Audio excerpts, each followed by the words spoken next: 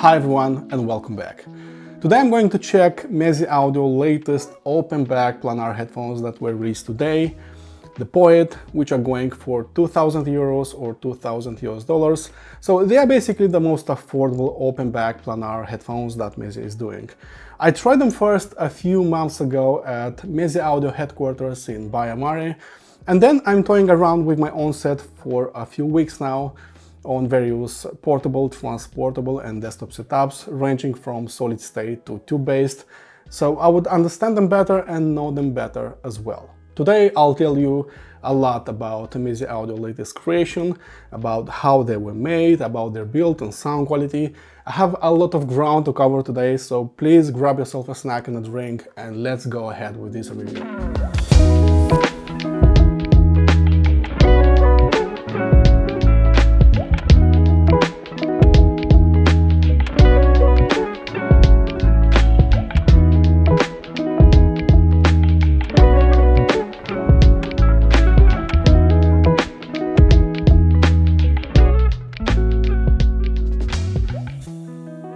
I still remember when Meze unveiled their very first planar headphone, the Empyrean, which looked so unusual, so fresh and so cool back then. Imagine seeing those detachable magnetic earpads, and I was still using glue to attach the earpads on my Odyssey LCD4. It was a very different experience just attaching and detaching those earpads, and these simply changed everything for me. I mean, seriously now, tell me one single headphone that is looking more unique and has a higher build quality compared to Empyrean and Elite by Meze Audio. These guys thought about everything. The attention to the smallest details was outstanding, and the high quality build and their modular approach was something else back then. Then Meze Audio decided to dip their toes into closed back planar headphones with the Lyric and Lyric 2. Actually, I reviewed the Lyric 2 on this channel a few months ago, and you can check my review somewhere around here. And I like them, everything about them, except that those are closed back headphones. And since I'm writing my articles and filming these videos for you guys from home, I tend to use open back headphones a lot more often, not because those are more comfortable or they apply less pressure on my eardrums, but because they simply sound better. It was a matter of when rather than if for Meze Audio until they start crafting some more affordable open back planar headphones. And finally that day has come, that day is today, because I'm right now reviewing Meze Audio latest open back planar headphones, the Poet, that uses a similar cap design and driver size with the Lyric headphones. The state-of-the-art build quality can be immediately felt when inspecting them closely. We have a steel grille painted with copper accents that hint at the look and sound of the original Empyrean. We have a fully magnesium chassis that makes them lightweight and durable. We have a titanium alloy headband, evenly distributing the weight, and of course a soft sweaty leather headrest and magnetic earpads. They weigh only 350 grams without the earpads, and I say only because that is considered lightweight by Planar Mafia standards. They offer a little bit of clamping force in the stock position, but once you adjust them snugly on your head, they no longer apply as much pressure. And let's not forget that we have soft and plushy earpads that make them comfortable in the winter time, but we'll need to wait for the summertime and check how they fare with much higher temperatures. Before we move on to sound impressions, I want to draw your attention to one important aspect many headphone builders overlook: cable quality.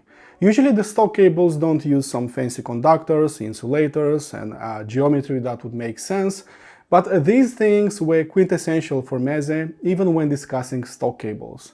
The best pure copper cable that Meze offered for the original Lyric would cost you 249 bucks, and the cool part is that they are now bundling it with the Lyric 2 and also with the Poet at no extra costs. And overall the cable seems to be sturdy, it doesn't raise microphonics, it has a low impedance and inductance, and I don't see the point of changing it unless you need a different headphone jack.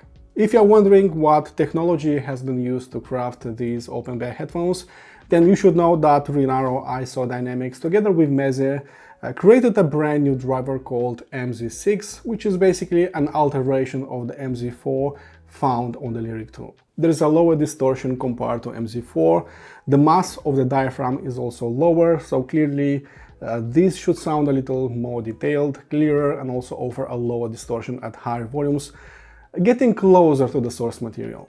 We again have a hybrid magnet array designed to create a uniform, powerful magnetic field across the entire surface of the diaphragm. Their sensitivity sits at 101 dB per just one single milliwatt of power, and also their impedance at 55 ohms, making them incredibly easy to drive. You might need to crank the volume a little bit higher compared to your usual sensitive dynamic headphones or IEMs, but I still consider them easy to drive. However, do note that they will still benefit from a decent current output for optimal control of their drivers, so a headphone amplifier would give you a helping hand. Alright guys, this is more than enough information, and I think it's the right time to hit some eardrums. Now let's talk about their sound in the most overkill way, the only way you'll find around here.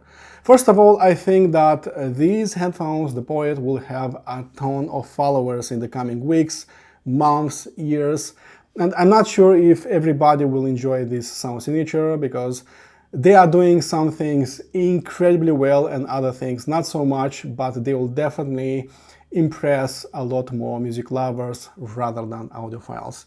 I still remember when Meze released their very first open back planar headphones, Empyrean, and instead of choosing to go with a super fast, lightning fast, super resolving, clean, ultra linear sound, they chose to go with a much richer, lusher, sweeter sound that can be enjoyed with basically anything, not with just super expensive big headphone amplifiers, but also with portable devices, because those were much easier to driven.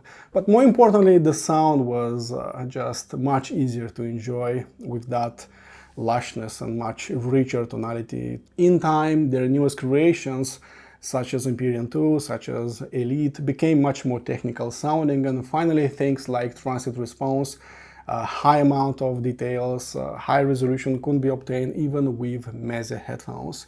But I feel that with Poet, we're going back to the roots of Meze, to the Meze house sound, back to the original Empyrean. As you can see, we have copper accents on those grills. So clearly it's a hint that we should expect the sound of the original Empyrean. The original Empyrean has a lot of followers even today, simply because they never cared about technicalities, but mostly for the goosebump moments. The Poet is somehow pushing Meze back to their roots, when people were poetic about their experiences with music, when everything was about the love of music and not about gear and associated equipment. With the Poet, I don't want to think what happens on the micro scale. Those things don't matter anymore, so hearing all and everything doesn't matter really. Getting the lowest distortion, again, I'm not thinking about that, or the widest soundstage, again, I'm not thinking about that. With the Poet, I just want to go with the flow, simply relax and detach myself, feel every bit of the music thanks to their lush, rich and colorful sound signature. While most headphone makers are already pumping inefficient headphones on a yearly basis that only massive AC-powered desktop headphone amplifiers could drive, Meze Audio chose a very different approach with their headphone, and this is really no different. You can drive this even with portable devices. These are incredibly easy to drive, honestly. I like this part a lot because when I'm traveling at various hi-fi shows across Europe, I tend to use a small dongle, maybe a portable digital audio player and a pair of IEMs. Maybe sometimes a closed back that is easy to drive like Lyric 2, but right now finally I can use even open back headphones. Personally for me, open back headphones are sounding so much better, just bigger, much more transparent. They have a less pressure over your eardrums, so overall the sound is nicer and the comfort levels are much higher. All of their headphones are regarded as easy to drive, and in this regard the Poet is really no different. With a sensitivity of 101 dB per one single milliwatt of power, you can drive these with pretty much anything that has a headphone jack, but of course a dedicated headphone amplifier, can be even a portable one, will make these slightly more dynamic and more punchy sounding at the same time. In my case, Hybe's latest R6 Pro Max digital audio player was modern enough to drive these to very loud levels, and that's exactly what I'm going to do when traveling at various hi-fi shows across Europe. And if carrying around a digital audio player is too complicated for you, then a simple dongle DAC should work just fine, but make sure to have at least 100 milliwatts on tap for a nicer control over the drivers. What I truly love about the Poet is their lifelike rendition of the music, especially in terms of mid-range and bass. Their lifelike mid-range is somehow deeply rooted in Meze audio house sound, and always it will be great or good, but this time around it's not good or great mid-range. This time around is the queen and the king in terms of mid-range rendition. It's absolutely fabulous. I remember listening to X-Duo T32 that I have reviewed a few days ago, and I was casually listening to some blues and jazz with the Poet, and out of the blue, Tell Me Why by Wung Sang starts playing, and I stopped from whatever I was doing. I was starting getting those chills when she started singing, because her voice was simply out of this world. I was gobsmacked by the naturalness and the gutturalness of her voice. It was strong yet so soothing and so calm. There were many intricacies to her voice, things that were still present on many other headphones, but I was not getting the same chills going through my spine as I did via the Poet. It was like the singer was performing only for me, trying her best to impress me. It still sounded great on some other headphones, but she sounded like she was rehearsing, so still sounding good, but not exactly on the same level with the Poet. Then Baba Blues followed, and I was again impressed by how sweet their guitars sounded, as if some cold and lifeless musical instruments were now lively and heartwarming. I know it's hard to explain by mere words, but these do something else with everything that's located in the mid-range. The mid-bass was great by default, and I believe there is enough rumble in the mid-bass, in the sub-bass, but if you want to make them slightly punchier, slightly more dynamic, even faster sounding, then I'm sorry to disappoint, but this is where a desktop headphone amplifier will be providing you a huge helping hand, because they will be sounding simply better when enough current is controlling their drivers. But even with portable devices, I believe that there is enough bass energy, not only in the mid-bass, but in the sub-bass as well. And I tried several test tracks, and I can hear that bass going as low as 20 Hz, so clearly they are doing proper justice to the bass region. The bass was not getting ultra fast, and no matter what I did, the transients were not getting faster, but I cannot say the same thing about the presence or the kick in the bass, which were not only heard but also felt with the entirety of my ear.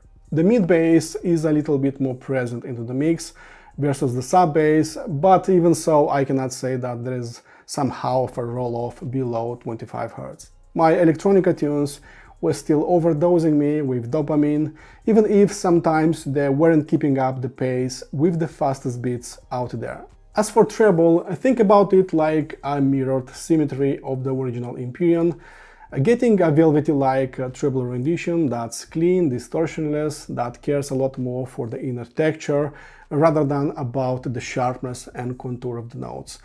The leading edges are not the strongest, but this could be the most defining moment of the Poet, smoothing out the rough edges, sounding poetic in a way, soothing and almost magical at times. The sound staging capabilities are somewhat limited on the X-axle, so don't expect them to paint a big canvas of sounds, especially to your right and to your left. So the width is not really huge, so don't expect them to be wide open, huge sounding like Empyrean 2, like Elite, but at the same time what is impressive on these headphones is basically the separation, the depth, and basically the separation in between the layers of the sounds. And I observed that with these some kind of intimate sounding headphones, it's more impressive, the depth effect rather than the openness effect. So while listening to some live music, you can feel much easier that the soloist is much closer to your face, while the guitar players are much deeper into the mix and the drummers much deeper into the mix, which is kind of interesting. And if you ever experienced something like an Odyssey LCD5, HiFiMan Susvara OG, then the Poet will offer you a very similar experience. And if you want to further improve the sound staging capabilities, sounding a little bit wider and bigger, then nothing does it better than a tube-based headphone amplifier. The Poet are now rocking some higher performance drivers compared to the Lyric 2. From Meze4 we now went to Meze6 drivers that have a lower mass, a lower distortion, a wider frequency response, or in much simple terms, a more detailed sound that is more transparent, that is closer to the source material. The difference is not really massive compared to the Lyric 2, but still there is a difference, and these sound clearer. It's not exactly on the same level with Elite or Empyrean 2, but it's definitely on the same level with the original Empyrean, which says a lot about the performance of these drivers. There is plenty of nuance and micro detail information if the rest of your system is up to the task, but at the same time don't expect them to outperform something like HE1000 unveiled by HiFiMan. That is not going to happen. These weren't really made to impress you with lots of sharpness, strong leading edges, or with a highly resolving sound. We have plenty of headphones like that already. Meze had something else on their minds when crafting the Poet, and if you are not one of those guys searching for the needle in the haystack when listening to music, then you might want to give them a try. The Transients are not really the fastest on the Poet. I believe that Meze chose a very different approach to music reproduction. So these no longer have a need for speed, so to speak, like what I'm getting from some upper class HiFiMan headphones. So these are not racing for the pole position.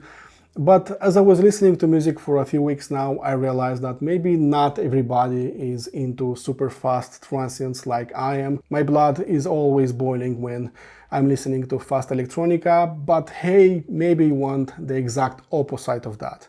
Maybe you like a slower pace, rhythm and timing, and maybe you like a smoother sound that will calm your spirits as opposed to awakening your inner demons.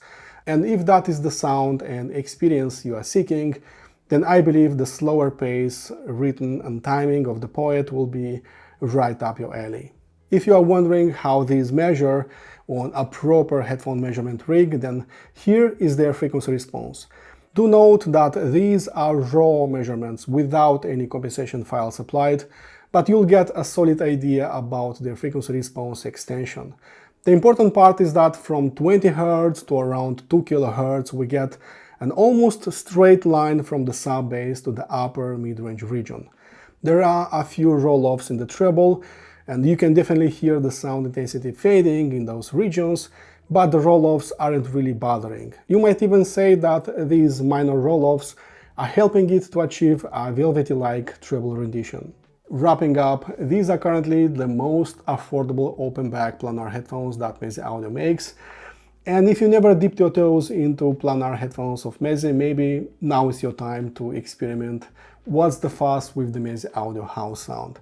As explained in this video, these are not the fastest nor the most resolving or the widest sounding headphones in this price range, as these have a very different set of skills. These were made for the love of music, providing you just the right tone and timbre of the music, like being there with the artists. These color the sound with a wider palette as well and infuse life into lifeless sounding headphone rigs. These were made for the music lover in you and definitely not for the snobby audiophiles. Personally, I don't see the point of comparing this with the Sennheiser HD800S or with the HiFiMan HE1000 unveiled, but please let me know in the comment section below if you'd like me to compare these in the following months. Alright everyone, thanks for watching, please consider liking and subscribing if you found this video helpful, and I'll see you very soon. Cheers!